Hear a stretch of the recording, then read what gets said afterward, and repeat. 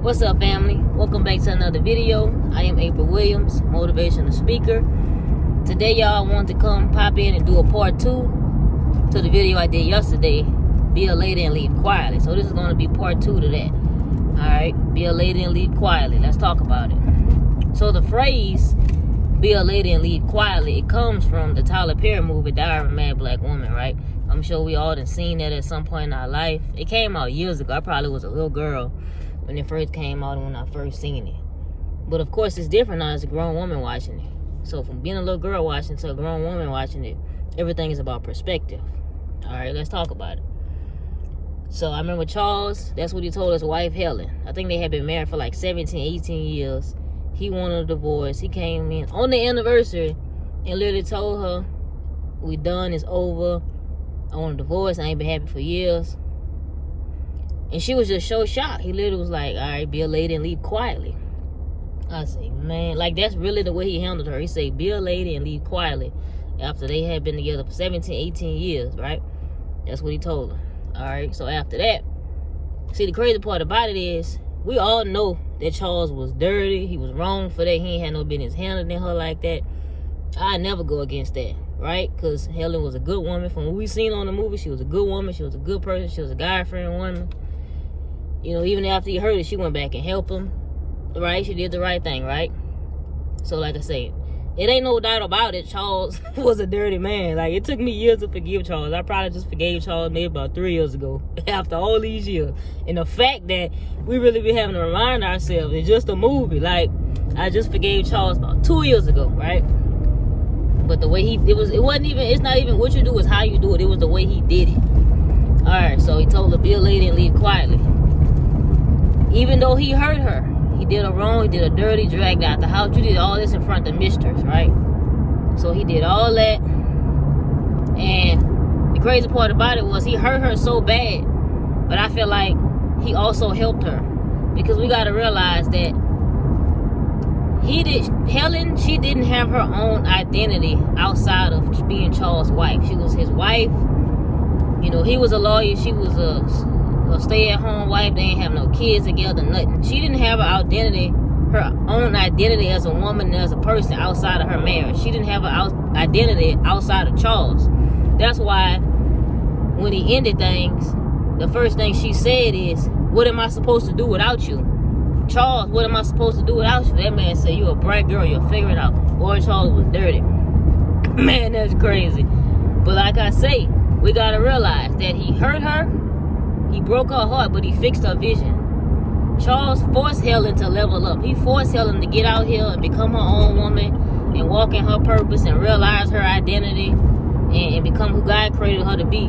All that led to her meeting the right man. She had to get her heart broken, go through all that, get dragged through the mud, get dragged out the house. She had to go through all that. And then later on, she met Orlando, right? She met the man God had for her. She met the right man. But it took for her going through all that heartbreak, that hurt, that betrayal to get to that point. So what did she do, right? She didn't even know where to start. That just goes to show how sometimes as women, you could really be too wrapped up in a boyfriend, in a husband. Like you will not even have your own identity or own life outside of a person. She literally didn't even know where to start. So as she began to heal, first thing she did was she got a job. She started working. From my understanding, that was like probably her first time ever having a job, because like I say, she married to a lawyer. This man had money. They was good, right? I feel like that's another lesson outside of that. Even if you is with a man who, you know, provide for you as he should 100%, still have your own, because people could change up. They was married for 17, 18 years. This man came in like it was nothing. Be a lady and leave quietly, right? So back to what I was saying. So the first thing she did was she got a job, started making her own money. My girl was saving up. She bought her a car. She started journaling, writing letters, you know, to herself, to God, dear journal. She was tapping in. She was digging deeper within herself. She was healing. She was growing. And even in her mess, even in her healing, that's when she met Orlando. She didn't know how to receive him at first because she had just got her heart broke. So I feel like that's another lesson in that. Sometimes while we're hurting, while we're healing, while we're going through things, God may send the right person. But we got to really get to the point where we be like, all right, we recognize that. See, when you broken, you ain't going to understand that. See, but her being the woman she was, being a God-fearing woman, being a Christian woman, even after he completely broke and destroyed her, she still had the love of God in her. See, that's when you know you got the right spirit. Because no matter how many times you get hurt, betrayed, your heart broke, you don't have it in you to do people how they did you. That's why after he got shot, she went back and helped this man with his physical therapy and all that, because they were still married. She did, you know, what a wife should.